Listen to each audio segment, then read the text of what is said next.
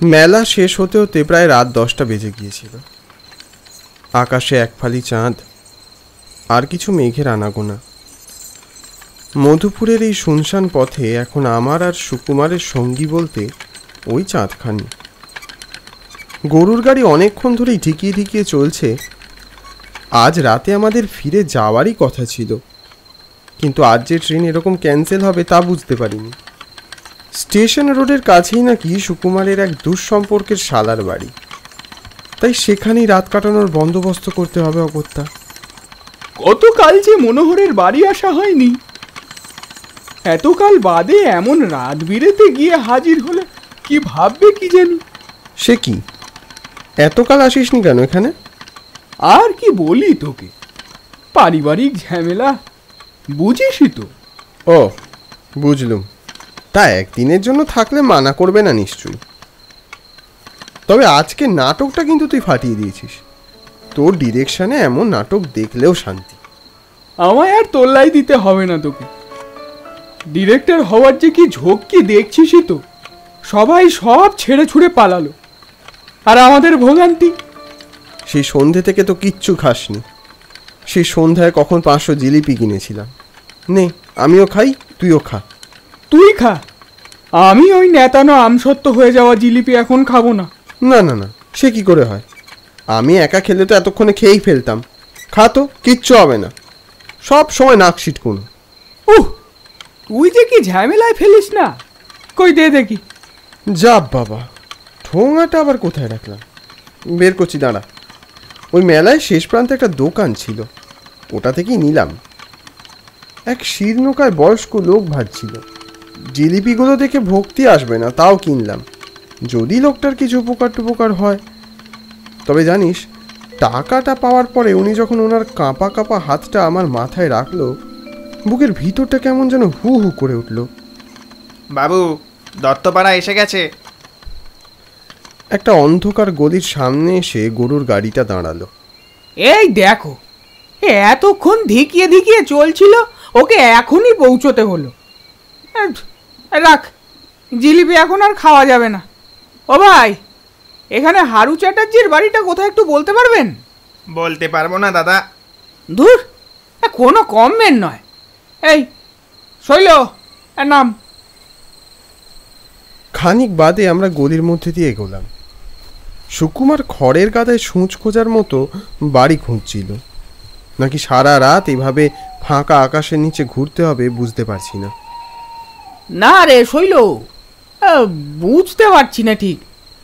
এখন দেখছি এখানকার সব বদলে গেছে। তাছাড়া এই রাতে সব বাড়ি অন্ধকার, কাউকে যে বলে খোঁজ নেব তারও উপায় নেই। আমার মনে হচ্ছে আজ রাতটা আমাদের স্টেশনেই কাটাতে হবে। কিন্তু স্টেশন এখান থেকে কত দূর? বেশি না, এই 2-5 মিনিটের হাঁটা পথ। চল, আর দেরি করিস না।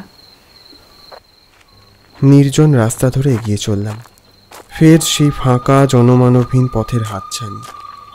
আশপাশে জঙ্গল ঝোপঝাড়, কখনো কখনো তক্ষকার শিয়ালের প্রচণ্ড চিৎকার। হ্যাঁ রে সুকুমার, স্টেশনের কত দূর? কেন, তোর কি ভয় করছে? ভয় নয় ঠিক, আসলে নির্জন রাস্তা তো, ভূত প্রেত না হোক চোর ডাকাত তো আসতেই পারে। না না, চিন্তা নেই। সুকুমার আঙুল দেখালো। শৈল, ওই দেখ, সামনে স্টেশনের আলো দেখা যাচ্ছে। দেখলাম খানিক দূরে পোড়ামাটি আর ইঁট দিয়ে বাঁধানো একটা স্টেশন। সেখানে মিটমিট করে জ্বলছে একটা বাতি। তবু ভালো, অন্তত কিছুটা হলেও আলো তো দেখা গেছে। এই শৈল, দাঁড়া দাঁড়া, স্টেশনে ওঠার আগে কিছু খেয়ে নি। আজ রাতে তো আর খাওয়া হবে বলে মনে হয় না। একটা দোকানপাটও তো চোখে পড়ছে না রে।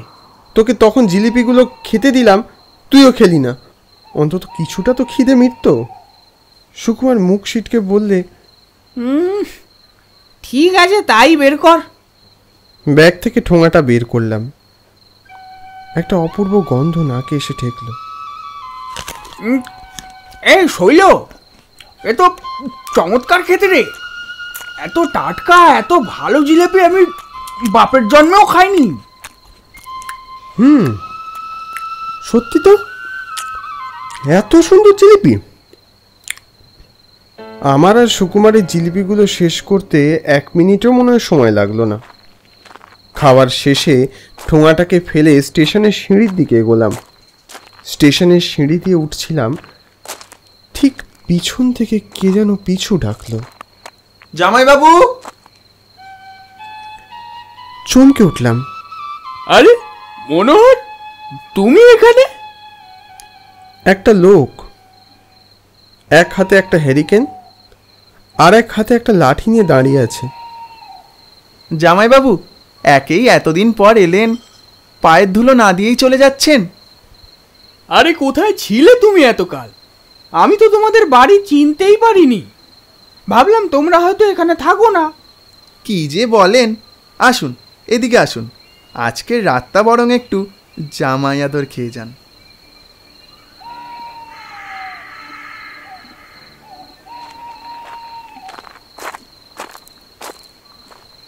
আসুন আসুন, দেরি করবেন না। ওদিকে আবার শেয়ালগুলো যা উৎপাত শুরু করেছে। সুকুমার আর ওর শালা সামনে সামনে এগোচ্ছিল। একটা পোড়ামাটির ঘরের সামনে এসে যখন দাঁড়ালাম, তখন বেশ রাত ঘনিয়েছে। আসুন জামাইবাবু, আসুন। এই গরিব খানায় একটু পায়ের ধুলো দিয়ে যান দেখি। হ্যাঁ গো, এ তো সেই পুরনো অবিকল আগের মতোই, কিচ্ছু বদলায়নি। এ পথ দিয়েই তো গেলাম, খেয়াল করলাম না তো। আপনি কি আর আমাদের মনে রেখেছেন? এই চাপা, এই দেখো কে এসেছে। বাড়ির সামনে একটা মস্ত উঠান, আর কলতলা পেরিয়ে ওদের ঘরে গেলাম।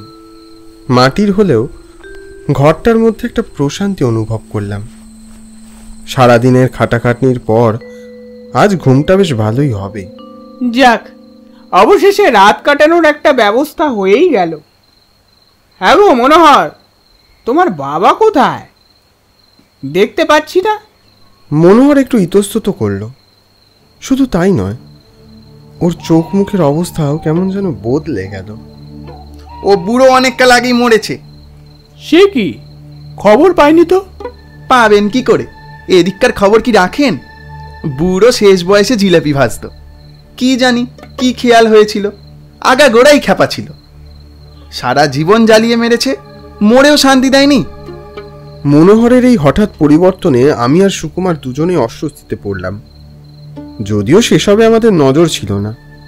এই ঘন রাতে কখন ঘুমোবো সেটাই ভাবছিলাম। ঠিক পরের মুহূর্তেই মনোহরের বউ ঘরে ঢুকলো।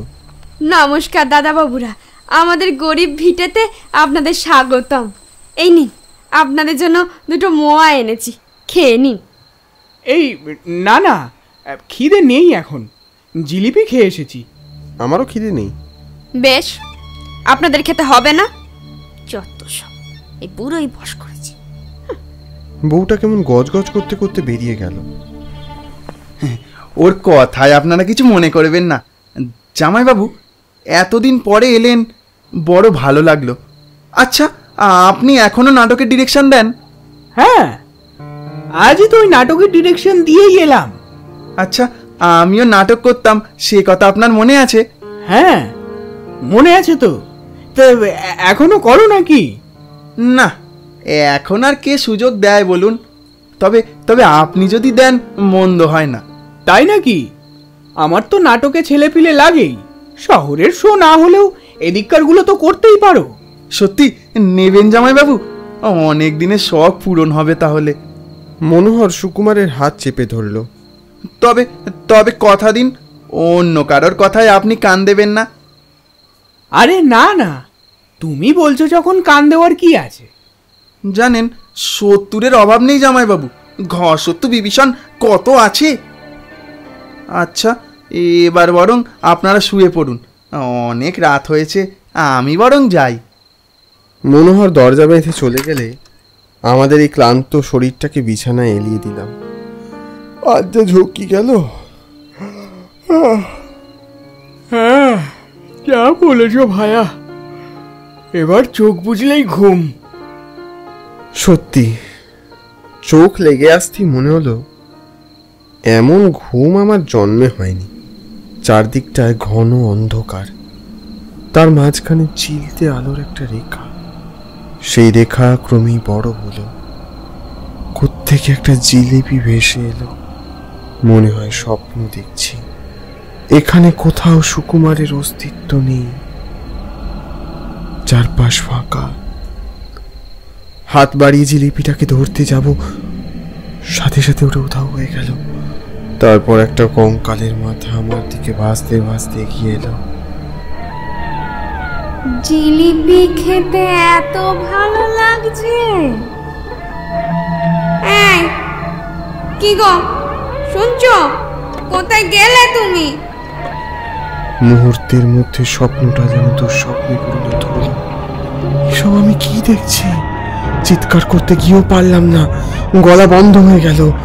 তার ঠিক পর মুহূর্তে আর একটা কঙ্কালের মাথা। এত কেন ডাকাডাকি করছো? আমাকে নাটকের পাঠ মুখস্থ করতে দেবে না নাকি? দেখছো না মানুষটা কেমন আমার দিকে করে চেয়ে আছে, আর জিলিপি খাবে বলে উতলা হয়ে উঠেছে। কই কই দেখি দেখি, চলো দেখি। আমি ঠিক বুঝতে পারলাম না এরা কারা, কি চায়। এরপরে মুহূর্তে সবকিছু অন্ধকার হয়ে গেল। ঘরের চারদিকে কিচ্ছু নেই, শুধু ধুলো, ঝুল, মাকড়সার জাল, বাদুড়ের হাতছানি আর একটা ব্যবসা পচা গন্ধ। ঘরের মধ্যে দেখলাম একটা বয়স্ক মানুষ, সে নৌকায় বসে আছে, কি যেন একটা করছে। তো মেলার সেই লোকটা। বৌমা, বৌমা, সারাদিন বেলের লপনা করে বেড়াচ্ছ। আমার ছেলেটাও হয়েছে তেমন কুলাঙ্কার একটা। এরপর মনোহরের স্ত্রী চাঁপাকে দেখলাম, বয়স্ক মানুষটা ঠিক পাশেই দৃশ্যমান হলো। পুরো তোমার ভিন্নতি আর গেল না। আর কত নিচে নামবে তুমি? সারাদিন ওই ছাই পাশ জিলিপি ভেজে চলেছ। এত বড় কথা, ছোট লোক মেয়ের কোথাকার। কুলাঙ্গার ছেলেটাও হয়েছে তেমন। পাওনাদারেরা দিনের পর দিন টাকা চাইতে আসছে। বিষ খেয়ে মন না তোরা, বিষ খেয়ে খা। বিষ তো আমি খাওয়াবো পুরো। এ নিন বাবা, আপনার জন্য মোয়া এনেছিলাম। বাবা, হঠাৎ এত দয়া? করলেও জ্বালা, না করলেও জ্বালা। ঠিক আছে, দাও। তবে তবে তোমাকেও কিন্তু আমার এই জিলিপি খেতে হবে, আমি বলে রাখলাম। হ্যাঁ। লোকটা আমার সামনে একটা মোয়া খেলো। মনোহরকেও দেখতে পেলাম ওখানে। এনাও এনাও, ধরো জিলিপি খাও। বাবা মোয়া খেয়ে নিয়েছে। এই না খোকা, না, তুই ওই জিলিপি খাবি না খোকা। আরে খাও খাও, আপদ বিদায়কালে একটু মিষ্টি মুখ করবে না?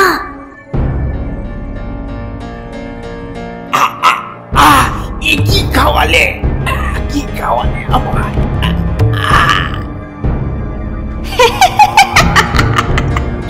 বিষ মিশিয়েছি বাবা, বিষ। কি ভাবলি তুই আমাকে মেরে তোরা শান্তিতে থাকবি? পারবি না, পারবি না। ওই জিলিপিতে আমিও বিষ মিশিয়েছি। তোরাও মরবি, মরবি। বলতে বলতেই বয়স্ক লোকটা অচৈতন্য হয়ে মাটিতে লুটিয়ে পড়ল। কি বললে? কি বললে তুমি? দেখলে দেখলে কেমন বদমাইশ। পুরো পুরো পুরো শান্তি দিল না। চোখের সামনে মনোহর আর চাঁপাকে মাটিতে পড়ে ছটফট করতে দেখলাম। তারপর সব উধাও। কিরে, তোরা মোয়া খাবি না? মোয়া খা খা। আমাদের নাটকের রোল দিবি তো? আমি কিন্তু তোর অপেক্ষা করে আছি। রে